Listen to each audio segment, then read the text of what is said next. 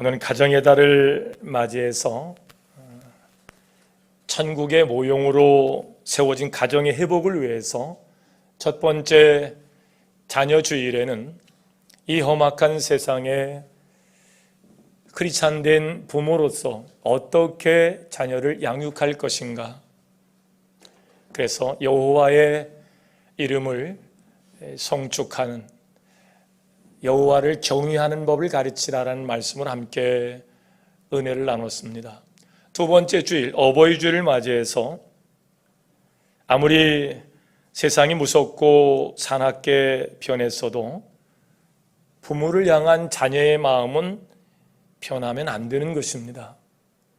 그래서 어떻게 크리스찬된 자녀로서 부모에게 효도할 것인지, 효도하는 방법에 관한 이야기를 함께 은혜의 말씀으로 나누면서 천국의 모형으로의 가정 회복을 위한 자녀된 세대, 부모된 세대에게 함께 은혜의 말씀을 나눴고요. 오늘 세 번째 주일, 인생의 가장 소중한 만남 가운데 하나인 스승의 만남, 이 스승의 만남을 돌아보면서 특별히 우리 임마누엘 교회 교사로 부름을 받고 세움을 받아 헌신하고 충성하는 모든 교회 학교, 어린이부,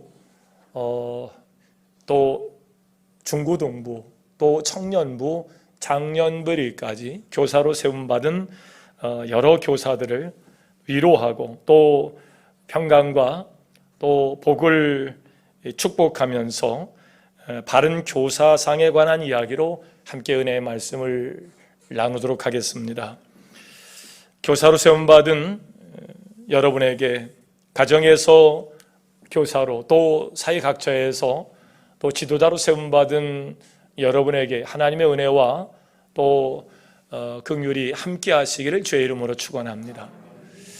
제가 목사로 세움받고 성역을 시작한 지 벌써 30년 되는 해가 올해입니다. 그래서 성역 30주년을 기념하는 축하패와 여러분의 또 사랑을 제가 받았는데요. 제가 목사로서 가장 어려운 때가 언제라고 여러분 생각하십니까? 제가 목사로 부름을 받고 세움을 받아서 30년을 살아가는데 저도 이제 가정이 있지 않습니까? 어린 자녀들과 함께 목회를 시작할 때 제 이야기를 우리 자녀들은 정말 하나님 말씀처럼 들었거든요. 근데 어느 순간 청소년이 되더니 자기 주장이 생기기 시작하는 거예요. 제가 얘기하면 우리 집사람도 가끔 그런 제스처를 많이 하는데 계속 고개를 둘레둘레 저어요. 어느 순간 이제 자기 주장을 가지고 부모 앞에 선 자녀들, 또 목사 앞에 선 또 우리 자녀들, 제가 어느 날 가족들과 함께 시간을 갖다가 제가 비속어를 한번 사용한 적이 있어요. 그랬더니 우리 자녀들이 아내와 함께 셋이 짜고 덤비는 겁니다. 목사가 그래서 되겠냐고. 그 다음부터 제 인생이 복잡해지기 시작했습니다. 예전에는 그냥 하나님 말씀으로 듣고 그냥 아멘으로 말씀을 받더니 어느 순간부터 제가 목사의 옷을 입고 어떤 비속어를 사용한다든지 또 각기 n분의 1로 나눌 몫이면 제 몫도 있지 않습니까? 그래서 제 몫을 주장하면 목사님이 그렇게 사랑이 없어도 되겠냐고. 제 인생이 아주 피곤하고 어려운 삶이 시작이 됐습니다. 저만의 문제는 아니리라 생각합니다. 여러분, 목사로 세움을 받지는 않았지만 부모로서 세움을 받아서 자녀를 양육하는 데 있어서 그런 어려움들을 호소하는 부모들이 점점 늘어나고 있어요. 요즘 여러분도 아마 애청자가 되어서 보는 프로그램 가운데 그 금쪽 같은 내 새끼라는 프로그램이 있어요. 언젠가 한번 그 프로그램을 진행하는데 그냥 이렇게 지나가다가 다시 돌아왔어요. 어린 자녀를 키우는 일이 요즘 부모들에겐 쉽지 않습니다. 왜냐하면 예전처럼 여러 사람들이 함께 어울려 살던 가족 형태는 그지 부모가 굳이 안 가르쳐도 가르치는 또 형 누나가 있었고 할아버지 할머니 지혜가 도움이 됐는데 요즘 이제 그렇지 않잖아요. 하나 내지는 둘 정도 나와서 가르치는데 가르칠 만한 자리에 부모가 있어 보질 않았어요. 애지중지 그냥 사랑만 받고 그렇게 장가가고 시집가서 자녀를 낳았는데 배워본 적이 없어요. 자녀를 어떻게 양육할지. 자녀들이 삐뚤어 나가고 또 품 안에 자식이었는데 품 밖에 나가니까 자기 주장이 앞서고 이게 부모들이 너무 당황스럽고 어려워하면서 그 어려움을 호소하면서 만들어진 프로그램이 금쪽 같은 내 새끼예요. 어쩜 그렇게 다 가정마다 사연이 많지요. 그러니까 뭐 울고불고 난리를 치는데요. 참 상담가가 굉장히 지혜롭고 또 여러 이제 예를 들면서 하나씩 교정해 가는 거예요. 문제 부모 밑에 문제 자녀 있다. 역시 틀린 말이 아니라는 사실을 우리는 프로그램에서 늘 확인을 합니다. 내가 그런 문제의 부모였다는 사실을 누구도 얘기해 주는 기관과 또 그런 단체가 없잖아요. 인권, 개인사, 또 그거를 누가 얘기할 수도 없는 문제고요.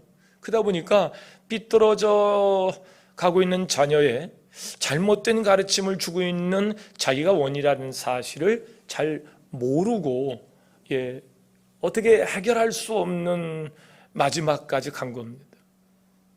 어쩌면 자녀들은 그렇게 삐뚤어질 어떤 최고의 그 수치로 삐뚤어져 있고요. 엉엉 울면서 내가 난 자식인데 내 마음대로 할 수 없어서 괴로워하는 부모들의 모습에 우리도 당황하고 그러면서 같이 공감하면서 저도 애청자가 되어서 그 프로그램을 봅니다.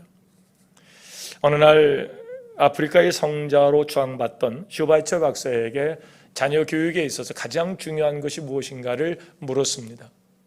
그가 세 가지 답을 얘기했습니다. 첫째는 자녀에게 본을 보이는 것이요.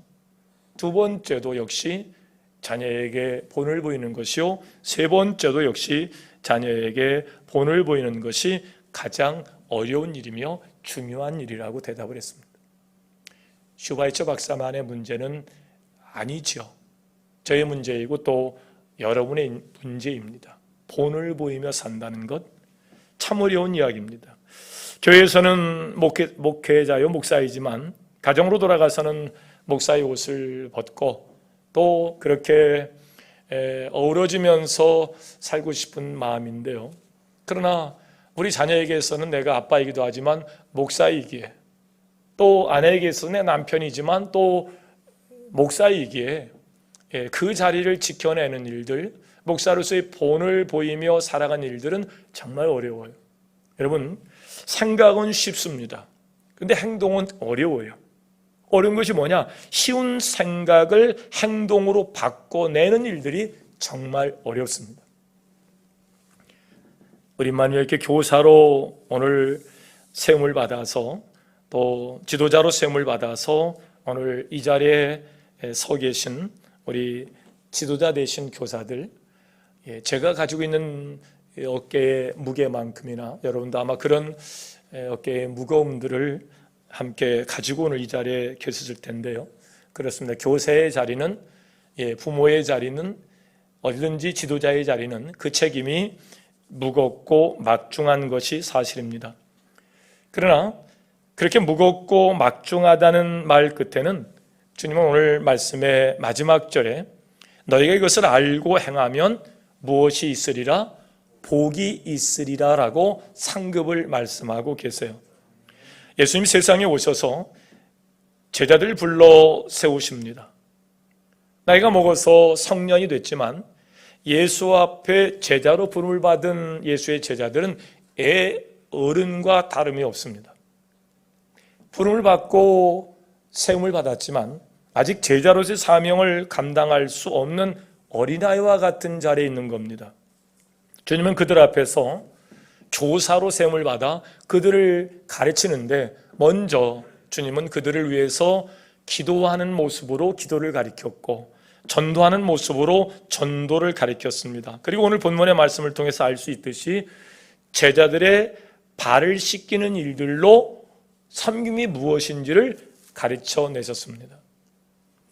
우리 임마누엘교회 성도 중에 바나바처럼 이제 권위를 갖는 자들이 속속 세워지고 있습니다. 어떻게 그 자리에 설 수 있었을까요? 네, 바로 부모의 마음으로 또 예수와 같은 마음으로 그 자리에 본을 보이며 서게 된 줄로 믿습니다. 그러니 마땅 존경받아야 마땅하죠.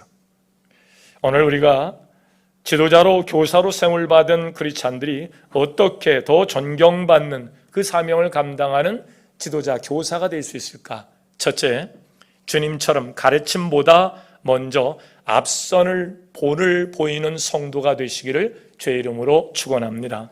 오늘 본문에 예수님께서 제 발을 씻어주시면서 섬김의 본을 가르쳐 주시는데, 그런데 이 말씀이 나온 배경이 있습니다. 마가복음으로 가면 10장 35절에 예수님께서 부탁을 하는 제자들 앞에 한 답이 이 본문의 배경입니다.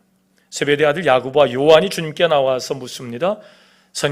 선생님이요, 무엇이든지 우리가 원하는, 구하는 바를 우리에게 하여 주시길 원합니다. 제가 무슨 말 하든지 들어주셔야 됩니다. 그 얘기예요. 그러자 예수님께서 너에게 무엇을 하여 주기를 원하느냐? 그때 그들이 예수님 앞에 청했던 질문이 이겁니다. 주의 영광 중에서 우리를 하나는 우편에 하나는 좌편에 앉게 하여 주시기를 원합니다 라는 질문이었어요. 여러분, 여러 제자가 있습니다. 근데 야고보와 요한이 주님 앞에 와서 꼭 들어줘야만 됩니다. 그게 뭔 얘기인데 얘기해봐라. 만약에 주의 영광 중에 하나님 나라가 세워질 때 그때 한쪽에 저 친구를 세워주세요. 꼭 들어주십니다. 이 얘기예요. 자, 그들은 그렇게 얘기할 수 있을 겁니다. 그런데 나머지 그 이야기를, 그 광경을 듣는 나머지 제자들의 마음은 어땠을까요? 그 야고보와 요한의 마음만은 아닙니다. 그 어머니들의 마음이기도 합니다. 이런 이야기가 다른 제자들에게 전해지자 다른 제자들의 심기가 불편해집니다. 그래서 주님은 섬김의 본을 보여주시려고 제자들의 발을 씻겼던 겁니다. 하나님 나라는 너희들이 원하는 그런 것이 아니다 라고 만들어진 이 말씀이 오늘 본문이에요. 자, 이 말씀의 배경을 설명드렸고요. 지금 이 말씀을 본으로 보이는 그 자리는 어떤 자리냐? 스승이 제자의 발을 씻기는 자리인데요. 그 자리에 누가 있느냐? 예수를 팔려는 생각을 마귀로부터 마음에 받고 마음에 계획을 짜고 있는 가룟 유다가 그 자리에 앉아 있는 자리예요. 예수님 몰라서 그런 제자의 발을 씻긴 것이 아니고 하나님 나라는 너희들이 하나는 오른쪽에 하나는 왼쪽에 그런 자리가 아니다. 심지어는 예수를 팔려는 자의 발을 씻기면서까지 섬김이 무엇인지를 지금 보여주고 있는 예수님의 모습을 오늘 본문에서 우리가 찾아내면서 우리 교사상, 지도자상을 우리가 세워가야 되는데요. 그때 주님은 전혀 정말 일반적이지 않은 일을 시작하셨습니다. 내가 주와 또는 선생이 되어 너희 발을 씻었으니, 주와 선생이 어떻게 제자의 발을 씻습니까? 일반적이지 않았다고요. 그들의 문화 가운데 받아들일 수 없는 일이에요. 그래서 아주 손사래를 치면서 제자들이 만류합니다. 그러면 안 됩니다. 그럴 수 없습니다. 세상의 원리는 작은 사람이 큰 사람을 섬기는 것 세상의 원리예요. 약육강식입니다. 낮은 사람이 높은 사람을 섬기는 거예요. 그래서 억울하면 출세하라는 말이 나오는 거거든요. 가난한 사람이 부자 앞에 굽신거릴 수밖에 없죠. 이게 세상의 이치입니다. 그러나 하나님의 나라는 그렇지 않습니다. 하나님의 사랑을 아는 사람이 먼저 섬기는 겁니다. 많이 알아서, 많이 가져서, 함부로 할 수 없는 권력이 있어서가 아니고요. 하나님을 아는 사랑이 있는 자가 먼저 섬기는 겁니다. 스승이 섬기는 겁니다. 부자가 섬기는 겁니다. 많이 알고 많이 가지고 높은 사람이 섬기는 것이 그게 하나님 나라입니다. 그것이 바로 진정한 섬김이고 그것이 하나님 나라입니다. 그래서 천국의 모형으로 세워진 가정은 일반적이지 않습니다. 약육강식이 가정 안에는 일어나지 않습니다. 강한 자, 힘이 있는 자, 굴림의 자리에서 내려와 섬김으로 아주 유약하고 철 모르는 자녀들 갖고 내는 겁니다. 양육시켜가는 겁니다. 섬김을 받는 자리가 가정이지 않습니다. 섬기는 자리가 가정입니다. 이게 천국의 모형으로 세워진 가정에서의 이야기입니다. 천국의 모형으로 세워진 가정은 어른이 아이를 섬기는 섬김으로 많이 아는 자가 가르치는 일로 본을 부여 세워주는 가정입니다. 그런 섬김은 가르침보다 섬기는 일이 우선입니다. 그럴 후에 자녀들이 물을 겁니다. 왜 우리 가정은 세상과 달라? 세상은 돈이 있고 힘이 있고 지식이 있고 권력이 있는 자가 섬김을 받는데 우리 가정은 왜 반대야? 그때 여러분이 대답하시면 됩니다. 주님이 그리하셨고 하나님 나라는 그런 것이다. 우리는 천국의 모형으로 세워진 가정이기에 그런 것이다. 그러므로 천국의 모형으로 세워진 가정은 굴림이 있을 수 없습니다. 착취가 있을 수 없습니다. 교사된 우리는, 지도자진 우리는 먼저 섬김의 본을 보이고 어린아이들에게 섬김이 무엇인지를 가르쳐야 됩니다. 가르쳐 놓고가 아닙니다. 그냥 섬기는 겁니다. 이해를 하든 못하든 섬기는 겁니다. 어느 순간 그가 묻습니다. 왜 엄마는 엄마의 삶이 있을 텐데, 아빠는 아빠의 삶이 있을 텐데 왜 우리에게 모든 삶을 우리에게 바쳐 주셨나요? 먼저 섬김으로 이야기하고 그 섬김에 대해서 물었을 때 그때 가르치는 겁니다. 주님이 우리를 그렇게 섬겨주셨기 때문이다. 하나님 나라는 바로 그런 것이다. 주님은 일반적이지 않은 예이기 때문에 만류하고 거부하는 제자들의 발을 씻깁니다. 그리고 다 발을 씻긴 후에 옷을 다시 단정히 입고 제자를 앉힌 후에 왜 내가 섬겼는가를 가르치기 시작합니다. 그것이 하나님 나라라고, 앞으로 회복시켜야 할 가정이라고, 세상이라고, 그렇게 그 사명을 내가 너희에게 주는 것이라고 이야기합니다. 두 번째, 우리는 어떻게 주님처럼 그 지도자의 자리를 지켜갈 수 있을까? 지도자는 주님처럼 순종의 본을 보이는 자가 되어야 될 줄로 믿습니다. 15절 말씀입니다. 내가 너희에게 행한 것 같이 너희도 행하게 하려 하여 본을 보였노라. 신앙생활의 핵심은 따라합시다. 순종이다. 신앙생활의 핵심은 순종입니다. 누구나 믿음이 있는 것 같습니다. 그러나 순종으로 삶을 보이는 일들은 믿음이 없이는 할 수 없는 일입니다. 속임수로 되는 것이 아니기 때문입니다. 아브라함 이삭을 번제로 드릴 때 쇼였나요? 그렇지 않습니다. 순종이었습니다. 야고보서 2장 19절 말씀입니다. 네가 하나님이 한 분이신 줄 믿느냐? 잘하는도다. 그건 귀신들도 믿고 떠드는 일이다. 귀신도 하나님에 대한 이해가 있어요. 그러나 귀신은 하나님의 자녀가 될 수가 없습니다. 하나님 나라를 세울 수가 없습니다. 왜? 하나님 말씀에 순종하는 영이 아니기 때문에 그렇습니다. 하나님의 자녀들은 하나님 나라를 회복시켜야 할 책임을 가진 지도자들은 하나님 말씀에 순종해야 됩니다. 그것이 지도자의 자리를 지켜가는 첫 번째 가장 중요한 일이 될 수 있습니다. 사랑한다면 주님의 방법대로 해야 됩니다. 자기의 방법대로, 세상의 방법대로 하는 것은 교회를 사랑하는 것일 수 없습니다. 하나님 나라를 세우는 자의 행보일 수 없습니다. 순종할 줄 알아야 됩니다. 순종은 주님의 말씀이면 무조건 아멘하고 따르는 것입니다. 청소년기의 자녀를 만나면 당황스럽죠. 그러나 잘 생각해, 우리도 청소년 때 그랬거든요. 근데 청소년기를 넘어서 이제 정말 가정을 갖고 자녀를 낳아보면 우리 부모님은 항상 옳았다는 사실을 그제서 깨닫습니다. 왜 이걸 조금 일찍 알 수 없었을까요? 내 판단, 내 생각이 앞서기 때문에 그래요.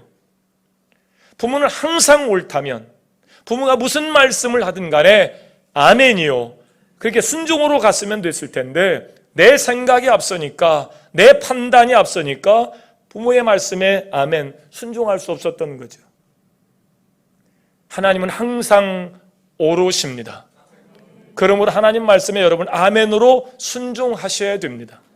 이게 지도자의 길을, 주님처럼 그 길을 걸어갈 수 있는 비결입니다. 세계 최강의 군대라고 자부하는 해병대에서는 먼저 하사관들이 병들에게 모범을 보인다 그럽니다. 하사관은 병들에게 요구하는 것을 먼저 솔선수범하는데 부하에게 정연한 행진을 요구할 때 먼저 스스로 단정하게 옷을 입고, 옷을 거의 각을 잡아서 입지 않습니까? 그리고 걸음걸이도 거의 로봇가 걷듯 걷습니다. 그렇게 먼저 본을 보이고 시범을 보이고 병들에게 요청합니다. 군에 가면 그래서 항상 말로 가르치지 않습니다. 행동으로 가르칩니다. 군대 갔다 오신 분들, 여자분들 다 다녀오셨죠? 예. 군대 가면 먼저 숙달된 조교의 시범부터 봅니다. 먼저 행동으로 이야기하고 그 다음에 요청합니다. 절대적인 복종을 가르치기 위해서는 먼저 스스로 상관의 명령에 절대 복종하는 모습을 부하들에게 보여주는 겁니다. 그래서 최강의 군기를 갖게 된 거죠. 이스라엘 군대는 세계 속에 자랑할 만한 군기 그리고 조직을 가지고 있습니다. 장교를 임명하면서 그런 의식이 있답니다. 만일 당신이 장교라면 최우선적으로 명심해야 할 것은 스스로 부하들의 최선봉에 서야 될 것이다. 이스라엘군이 1948년 이후에 인접 국가들과 치렀던 여러 전쟁에서 그들은 항상 승리를 합니다. 자그마한 조직을 가지고 어떻게 그렇게 둘러싸여 있는 그 여러 나라의 군대를 어렵게 하고 승리할 수 있었을까? 그 증거는 이스라엘 군대가 세계에서 가장 높은 장교 사상률을 기록하고 있다는 점에서 찾을 수 있습니다. 군대 앞으로 이런 말이 이스라엘 군대는 없고요. 나를 따르라 하는 말만 있답니다. 이 전쟁에 이 생명을 위협하는 자리에서 자기는 뒤에 빠지고 군대 앞으로 그런 이야기를 하지 않는데요. 나를 따르라. 그래서 이스라엘 군대 전쟁을 치고 나면 장교들이 제일 많이, 사상률이 제일 높답니다. 다른 나라 군대 조직에서는 찾아볼 수 없는 거예요. 다른 데는 다 병들이 많이 죽죠. 순종하는 본을 가르치는 자들에게 보여줘야 됩니다. 그럴 때 가르침을 받는 자들이 순종의 사람으로 자라도록 되어 있습니다. 지금은 어느 때보다도 자기 이익을 중요하게 여기는 때입니다. 부모 앞에서도 자녀가 인권을 주장하는 때입니다. 무엇으로 가르칠 수 있을까요? 달변의 말로요? 박사들의 연구 논문을 갖다 넘겨주면 읽혀가면서요? 아닐 겁니다. 아닙니다. 주님의 교육반문은 항상 먼저 행동으로 가르치셨고 그 다음에 먼저 섬기는 일도 본을 보이셨습니다. 지도자로 세움을 받은 여러분에게 주님처럼 순종의 본을 보이는 여러분 될 수 있기를 주의 이름으로 축원합니다. 셋째, 주님처럼 섬김의 본을 보이는 교사가 되어야 되는데, 주님은 보여주신 섬김의 본을 따를 것을 강력하게 요청합니다. 14절입니다. 내가 너희에게 행한 것 같이 너희도 행하게 하려 하여 본을 보였노라. 자기를 팔려는 제자 앞입니다. 자기는 이제 십자가를 지십니다. 하나님의 영광 속에서 되어질 일들을 주님은 아십니다. 정말 주님은 다시 부활하셨고 성령의 역사 가운데 교회가 세워지는 어마어마한 조직으로 세워집니다. 그것이 유럽으로 넘어가서 유럽을 완전히 바꿔놓습니다. 이 일을 주님은 아셨는가요? 저들에게 이야기합니다. 너희들 나 죽고 내 이름 가지고 사기치지 말아라. 섬기는 거다, 섬기는 거다. 인자는 섬김을 받으러 온 것이 아니고 섬기러 온 것이다. 섬기는 것이다. 지금 자기를 팔려는 제자를 놓고 이야기하는 겁니다. 섬기는 것이다. 섬기는 것이다.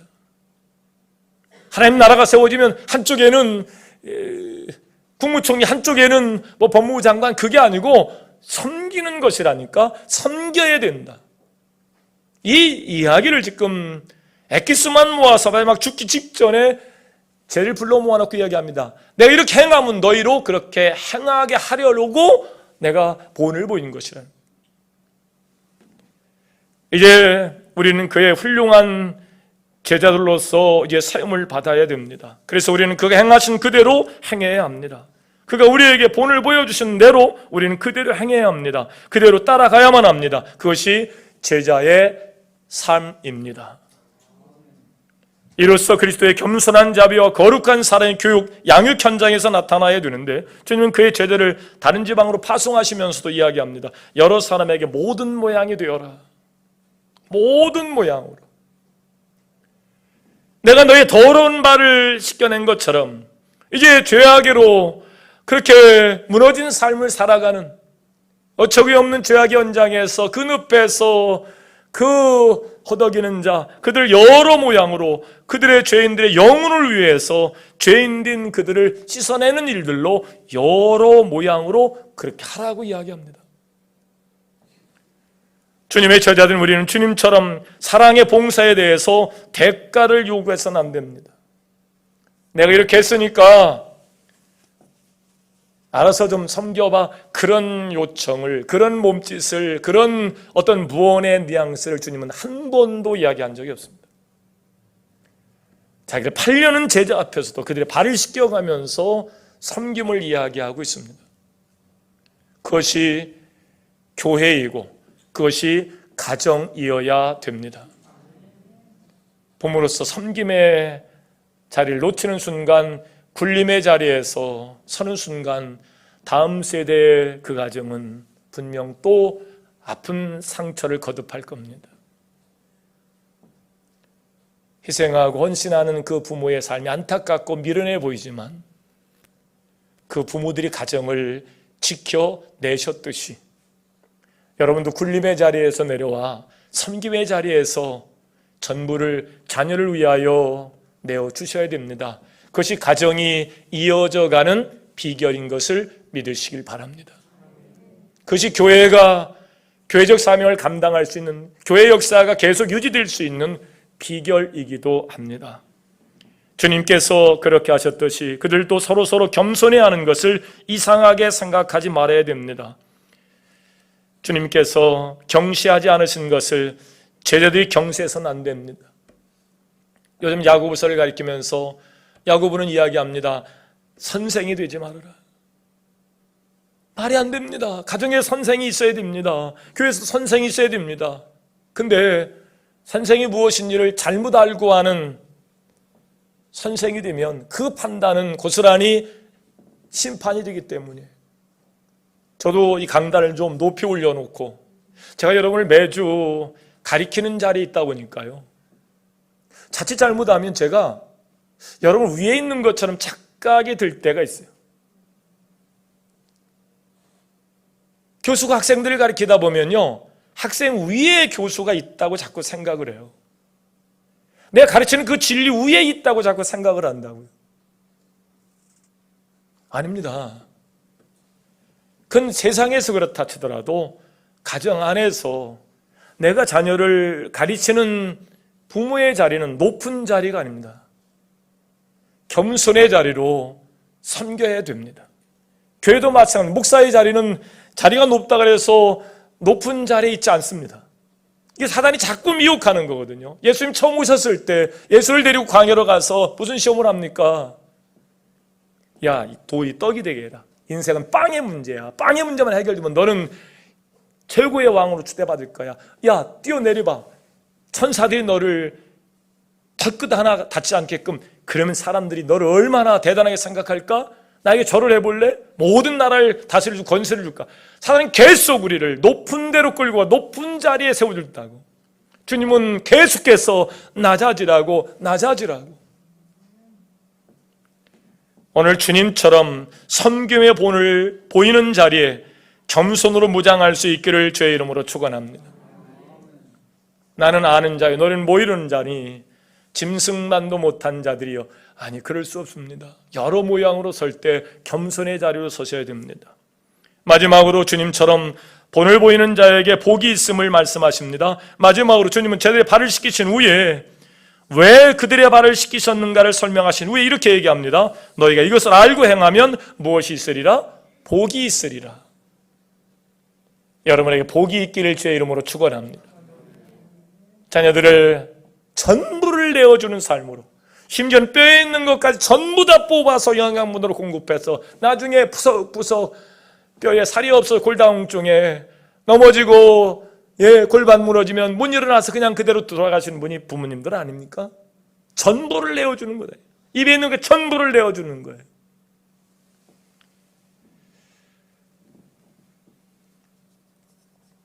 그러나 그것이 망하는 길이 아니고 손해보는 길이 아니고 아브라함처럼 존귀한 자리에 세움을 받는 자리에 아브라함의 후손이 천대의 복이 맺던 것처럼 그런 아름다운 헌신들은 손해보는 일이 아니고 미련한 일이 아니고 지혜로운 일이며 하나님의 일인 것을 믿으시길 바랍니다. 교회에서도 마찬가지입니다. 내가 누구인 줄 알아? 이 목사 알기를 우습게 알고 이런 철부지 목사들, 이런 철없는 장로들, 교회를 무너뜨리고 망가뜨리는 일입니다. 다음 세대가 없습니다. 왜? 하나님이 그곳에 계시겠어요? 자기를 낮춰 복종하는 사람들에게 주님은 복이 있다라고 말씀하고 있습니다. 소중한 이름으로 부름을 받아서 교사로 속장으로 그렇게 세움을 받은 여러분, 그 소중한 이름을 하나님께서 생명록에 기록하시고 천대 만대의 복을 주실 줄로 믿습니다. 우리가 자신의 의무를 아는 것은 큰 유익이지만 만약 그 의무를 행하지 않는다면 우리 행복은 곧 사라지고 말 것입니다. 안다는 것은 행하기 위해 있는 것이기 때문입니다. 야고보서 4장 17절 말씀입니다. 이제 말씀을 정리합니다. 사랑하는 지도자, 어른, 교사로 세움받은 임마누엘교회 성도 여러분, 어른이, 지도자가, 교사가 어려운 것은 본을 보여야 되기 때문입니다. 그러나 그 본을 통해 내가 복을 받고 우리 아이들이 복을 받을 수 있다는 사실을 기억하시고 오늘로 주님처럼 본을 보이시려고 일반적이지 않지만 손해보는 듯 하지만 그러나 결코 손해보는 것이 아니고 하나님께서 그 이름을 꽃보다 아름답게, 보석보다 귀하게 천사들 흠모할 만한 자리에 세우시고 복을 주시는 자리임을 믿으시고 믿음의 선배들이 그랬던 것처럼 우리에게 감동을 남기시고 돌아가신 여러분의 부모 세대들이 그랬던 것처럼 주님처럼 그렇게 본을 보이며 여러분의 세대를 꾸며갈 수 있기를 주의 이름으로 축원합니다. 축원합니다.